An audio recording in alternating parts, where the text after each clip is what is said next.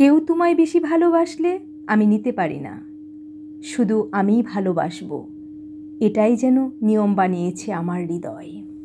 মাঝে মধ্যে মনে হয় বিশালত্বে ছেড়ে দেওয়াই মহত্ব। মাঝে মাঝে নিজেকে ক্ষুদ্রতায় খুঁজি। ক্ষত করে করে আমাকে ভালো রেখেছ তুমি, আমিও ক্ষত হয়েছি কত তোমায় ভালোবেসে। আমি আমাকে আকাশের বিশালতায় ভাসিয়েছি, ক্ষুদ্রতায় খুঁজেছি। মাটির কণা হয়ে যাবার ক্ষুদ্রত্বে মিশে গেছি।